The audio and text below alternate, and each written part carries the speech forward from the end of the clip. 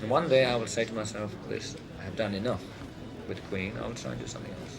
What fame took from Freddie Mercury? Fame is often discussed as something people acquire. Money. What do you do with your money? I spend it. Freedom. Influence. A kind of immortality. We treat it like an upgrade, like a door that opens and stays open. But fame also takes. Not all at once, and not in ways that are easy to notice. It takes them quietly, over time, often so slowly that by the time something is gone, no one remembers what it felt like to have it. I hope people believe in the fact that I do go through torture and pain in terms of love and whatever. And that's all I want to write about. It comes easy for me, and I think that's my natural gift. Freddie Mercury is remembered as one of the most confident performers who ever lived. On stage, he was commanding, fearless, larger than life in a way very few artists have ever been. That image isn't fake or exaggerated. It's real but incomplete. Because the version of Freddie Mercury we celebrate under the lights is not the same version that had to live with the consequences of being seen by millions while being truly known by almost no one. I just hate them. I hate talking to people I don't really know. I don't talk to everybody, so they don't really know the real me. There's a difference between being admired and being understood, and fame tends to widen that gap rather than close it. This isn't a story about a dramatic fall or a tragic collapse. It's something quieter than that. It is about the small, human bits and pieces that fame slowly removes, even as it gives you everything people think you should want. Freddie Mercury did not walk onto the stage and simply be himself. What the world saw was something carefully constructed over time. The posture was deliberate. The voice was shaped and projected. The confidence was exaggerated, almost theatrical. Even the way he moved across the stage carried intention and control. Off stage, Freddie was a deeply private person. He was observant, cautious, and highly sensitive to how he was perceived. He paid attention to small shifts in mood, to judgment in other people's eyes, to the subtle signals most performers learn to ignore. That sensitivity didn't disappear when he became famous. If anything, it intensified. The stage persona gave him a way to step outside that vulnerability. When he became Freddie Mercury, the performer, he could dominate the space instead of being overwhelmed by it. The spotlight stopped being something that exposed him and became something he controlled. For a while, that division worked. The persona protected the person, but personas come with a cost, especially when they're convincing. The more powerful the performance became, the harder it was for the outside world to separate the act from a man behind it. Audiences didn't see a constructed role. They saw certainty. They saw fearlessness. They assumed effortlessness, and slowly something changed. People stopped asking who Freddie Mercury was. They stopped being curious about the human being beneath the persona. All that mattered was what he would do next, how far he would push it, how much bigger the performance could become. The armor that once protected him also made him harder to reach. And once that happens, fame stops being a shared experience and becomes a very lonely one. Before his fame, Freddie could disappear when he needed to. He could be quiet without anyone reading into it. He could observe a room instead of commanding it, and he could decide for himself when to engage and when to pull back. That kind of control over your own presence is something most people take for granted, but it mattered deeply to him. After fame, that freedom slowly vanished. Silence stopped being neutral and started being suspicious. When he withdrew, it was read as arrogance. When he guarded his privacy, it was framed as secrecy. When he changed, as all people do, it was interpreted as instability. Every personal choice became something others felt entitled to explain on his behalf. Fame has a way of turning boundaries into speculation. The more iconic Freddie Mercury became, the less space he had to simply exist without commentary or interpretation. There was always a narrative forming around him, often written by people who had never met him and never would.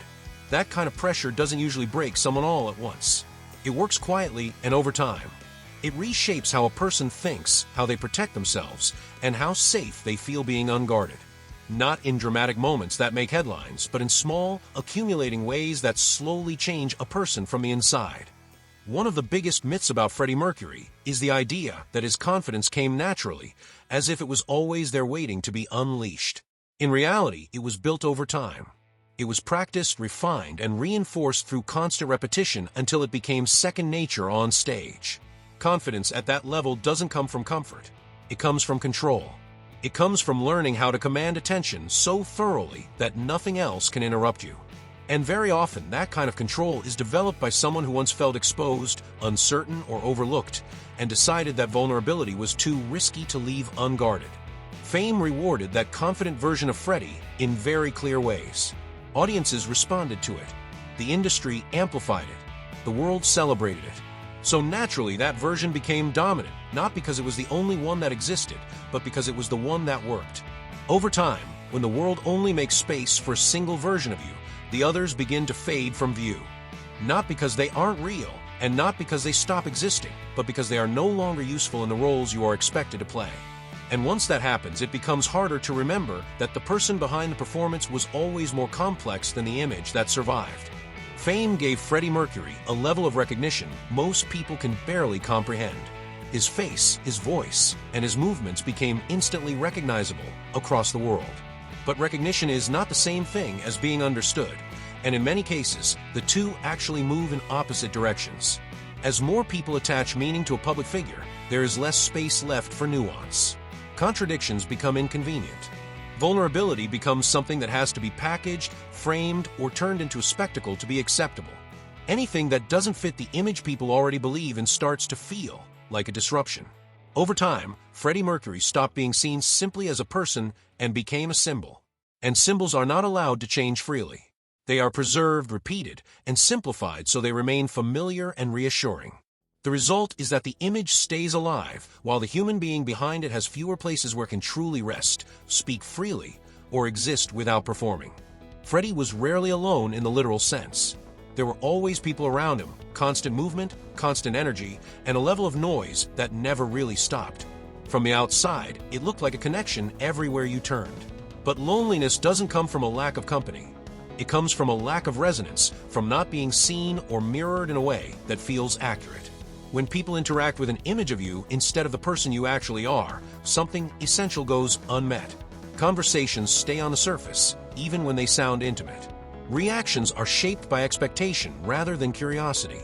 And fame accelerates this process because even genuine relationships become complicated by imbalance, by attention, by power, by what others want from you. So fame didn't physically isolate Freddie. It isolated him on a deeper level. It separated him from the simple experience of being met as an equal, as someone allowed to exist without performance, without projection, and without explanation. As his fame grew, privacy didn't just get smaller. It became something rare and valuable, something he had to actively defend. Every personal choice started to carry meaning far beyond what it actually was. Every relationship was analyzed. Every silence was filled with assumptions that had nothing to do with the truth. In response, Freddie learned to compartmentalize. There was the public self that the world expected. There was the private self that few people ever reached. And there was a protected self that existed purely for survival. That kind of separation doesn't happen naturally. It requires constant vigilance, constant awareness of what can be shown and what must be withheld. And vigilance is exhausting, especially when the world feels entitled to access, when curiosity turns into pressure, and when rest becomes another thing you have to guard rather than something you can simply allow. This part of the story is often told with hindsight and moral judgment, but judgment misses the point. Fame creates environments where excess is normalized and restraint feels unnatural, where boundaries blur, where consequences arrive late but permanently. Freddie's health struggles weren't the result of ignorance. They were the result of living in a world where limits are constantly pushed and rarely respected. I am not. Yeah, a lot of sex. Fame didn't cause illness, but it made moderation harder and denial easier. We like our icons clean and confident, certain, complete, because complexity makes admiration uncomfortable. If Freddie's confidence was built, then it implies vulnerability. If his success came with loss, then it challenges the fantasy of fame as a solution. If his legacy includes fragility, then it forces us to look closer. And looking closer is uncomfortable. So we preserve the myth. Fame didn't take Freddie's talent. If anything, it amplified it, giving him a stage to shine like few others ever could. It didn't take his voice. It preserved it, immortalized it, and ensured it would be remembered long after he was gone. But fame did take other things, quieter things that aren't as easy to measure. It took the freedom to be misunderstood in private, to make mistakes without the world assigning meaning to them. It took the right to change, to evolve, without feeling obligated to explain every shift. It took the ability to simply disappear, to step back without consequence or speculation. And it took the luxury of ordinary vulnerability, the kind that doesn't need performance, that doesn't need a witness. On their own, these may seem like small losses, but taken together, they quietly shape a life, leaving gaps in the spaces where the world isn't watching. That's what fame gives, and that's what it quietly takes away. Freddie Mercury does not need to be simplified to be admired. His greatness isn't diminished by complexity. It's deepened by it. The confidence was real, but it was earned, maintained, defended, and that makes a human. Fame gave Freddie Mercury the world, but it took parts of him that the world never noticed missing. An understanding that doesn't weaken the legend. It finally allows us to see the man,